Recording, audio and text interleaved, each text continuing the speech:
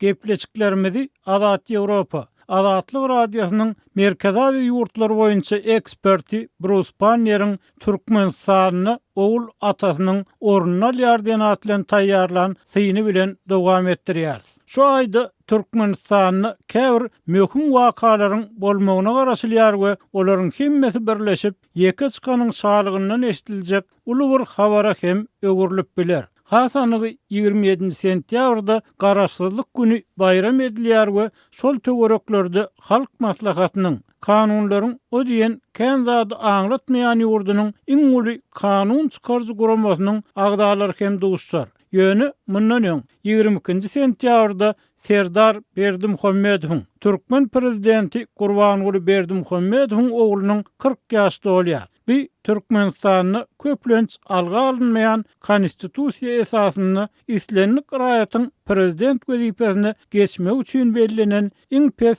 ýaş bolup durýar. Wakalaryň bu hili gabat gelmegi nähilem bolsa bir aýratyn üýtgeşikligiň golaýlap gelýändigini aňladýan bolmasyn. Soňky wagtlarda Serdaryň öz prezident kakasynyň ornuna geçmek üçin taýýarlanylýanlygy göz görteli ma'lum boldy diýip Bruce Panner pikirini dowam etdirýär. Serdar Berdimuhammedow öz universitet işini 2014-nji ýylyň awgust aýynda tamamlady we 2016-njy ýylyň noýabryna çenli boş ýerleriň bir näçesini doldurmak üçin geçirilen we kän habar berilmedik ýerki saýlawda parlament deputatlygyny eýe boldy. Bu saýlaw baradaky ilkinji çap edilen maglumat Serdaryň parlamentde orun alanyny baradaky habar boldy. Soňra Serdaryň ornuna alan deputatynyň saýlawyň öň syrasyna işden çekilmek barada arda berenligi ma'lum boldy.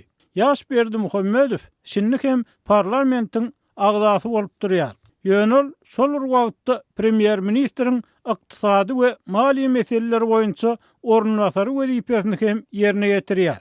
Emma onuň 2018-nji ýylda parlamentde gaýtadan saýlanaly eýelen döwlet wezipeleriniň ählisiniň izin çalmak aňsady işdäl. Ol daşary işler ministriniň ornunasary, Sewit häkiminiň ornunasary, biraz soň paýtagy Aşgabatyň ýerleşýän ýeri bolan Ahal welaýatynyň häkimi, Senagat we guruluşyk ministri, Ministrler Kabinetining başlygynyň ornunasary, Ýokary Gödekçilik palatasynyň başlygy boldy. Döwlet howpsuzlyk geňeşine bardy. Şeýle-de Serdar Berdimuhammedow Türkmen Alawa itleri we ahalteki atçylyk assosiasiýalarynyň prezidenti bolup durýar.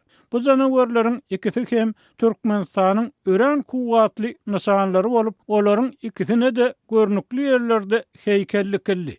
Döwlet habar beriş serişdeleri Serdar Berdimuhammedow inni bir näçe ýyl bäri uly üns berýär we ýakynly onuň bu ýurtda bolmagy bilen Türkmenistanyň bagtynyň çügenligi hem habar berildi.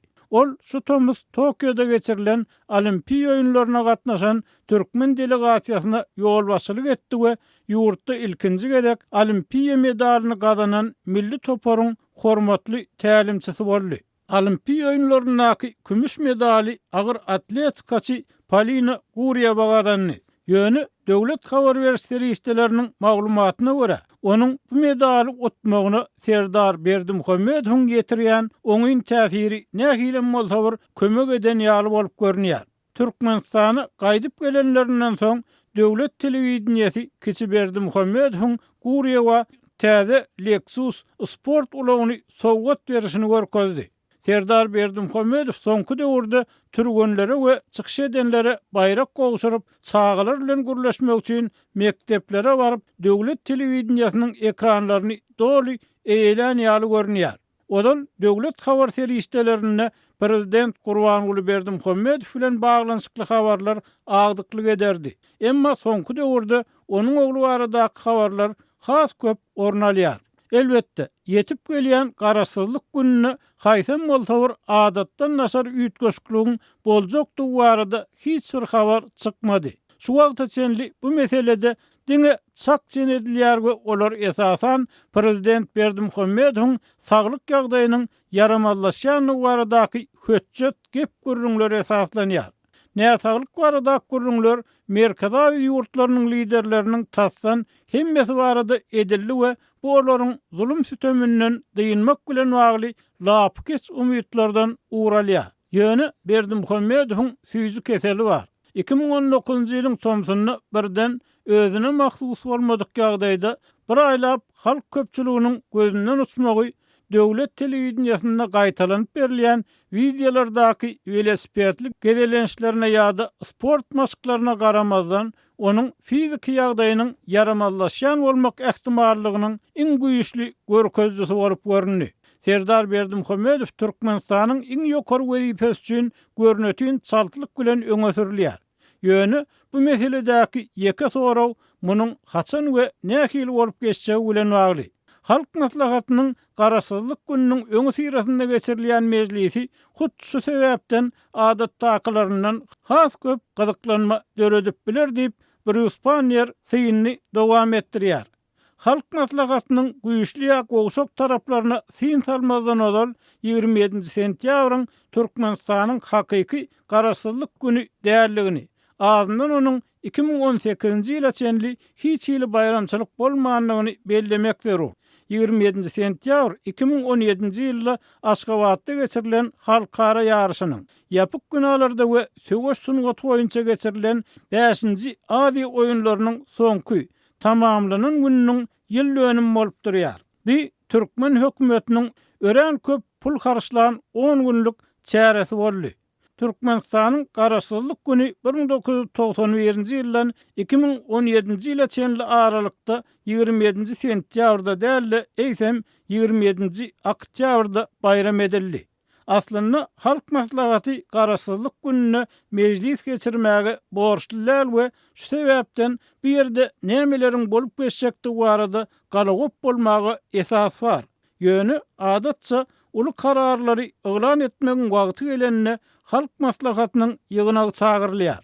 Mysal üçin 1996-njy ýylyň sentýabryna geçirilen halk maslahaty şol wagtky prezident Sapar Murat Niýazowyň ömürlük prezident diýip eglan edilmegini kabul etmek üçin çagyryldy. Emma Niýazow muny ret etdi. Soňra halk maslahaty 1999-njy ýylyň dekabryna ýygnanyp ony ömürlük döwlet baştutany etmek üçin ses berdi. Oňa Muhammed Peýgamberiň nişanlary bolan ak donu we palma taýagyny, şeýle de garasyz Türkmenistana bolan beýik söýgüs üçin altyn medal gowşurdy. Halk maslahatynyň 2002-nji ýylyň awgust aýyna geçirilen mejlisinde bolsa Niýazowyň hepde günleriniň we ýyl aýlarynyň atlaryny üýtgetmek baradaky teklifi tasdiklandy. Halk maslahaty Niýazowyň din jalmaga çykmak ýa-da täze prezident saýlawlaryny geçirmek baradaky ikiyüzli haýyşlaryny gaýta ret etdi.